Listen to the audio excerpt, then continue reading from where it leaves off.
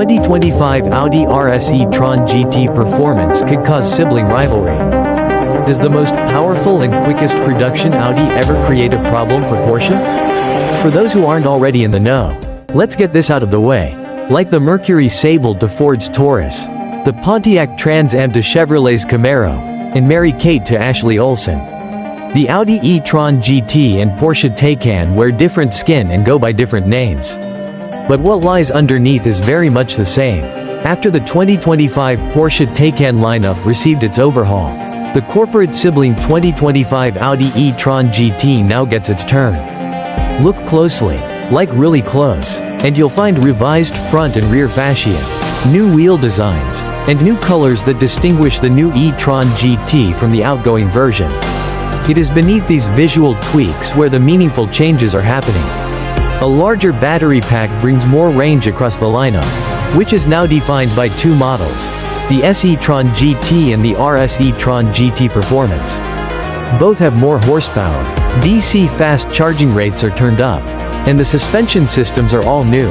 More energy, more muscle, more hustle, though the motor that drives the front axle goes unchanged except for some electronic controls.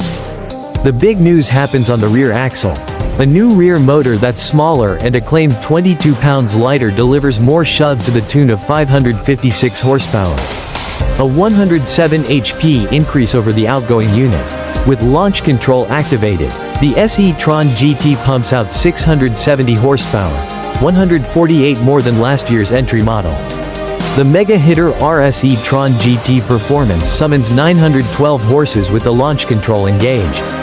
A massive 275 horsepower bump over the outgoing RS e-tron GT. Expect the sprints to 60 miles per hour to fly by in around 3.0 seconds for the S and 2.1 seconds for the RS. Both e-tron GTs now source their electrons from a 97.0 kWh lithium-ion battery compared to the previous 83.7 kWh pack. With more energy under the floor. Predictably, the range is up too.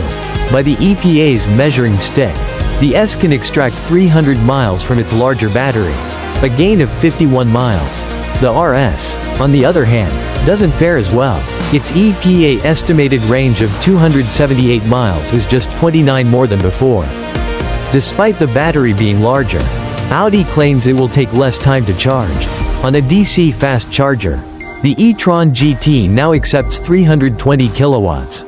And improved cooling for the battery pack paired with new cell construction allows more power to be received across the charging curve. All this from a battery and charging system that is said to be a combined 25 pounds lighter than before. Suspension solutions. The foundation for bump eating and ride quality in the e-tron GT remains an airspring configuration. But the latest version switches from a 3-chamber, single-valve specification to a 2-chamber, 2-valve setup. The new 2-valve adaptive damper, air spring allows the compression and rebound to be controlled independently of each other for better ride control. In the RS, Audi takes it a step further with newly optional active dampers.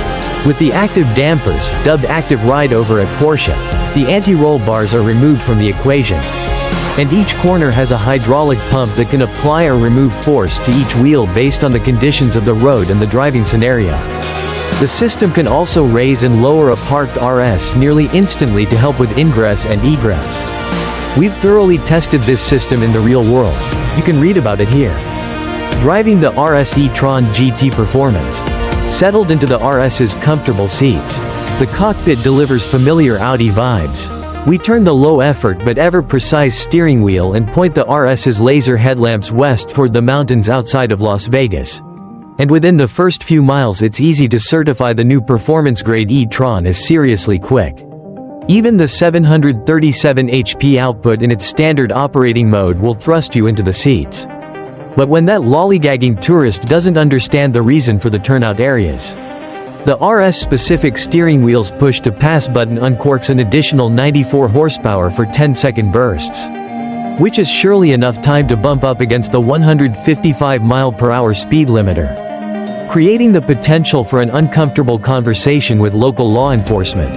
When it's time to slow things down, the RS's brakes are standard tungsten-coated iron rotors, seen also on the Taycan, or optional carbon ceramic rotors that are part of the $11 Dynamic Plus package, which includes the active dampers, summer tires, and rear axle steering. The RS we drove had the optional carbon ceramic stoppers, which are complemented by a firm, reassuring brake pedal free of any wonky transition from regenerative to friction braking.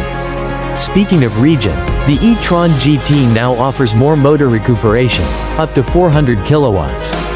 That's 110 kilowatts more than before. And the delta between the two regeneration modes is now doubled. The regen can also be fully deactivated for coasting. Out in the foothills, it's difficult to discern any major ride improvements supplied by the active dampers. But we can say the ride is supple on glassy road surfaces.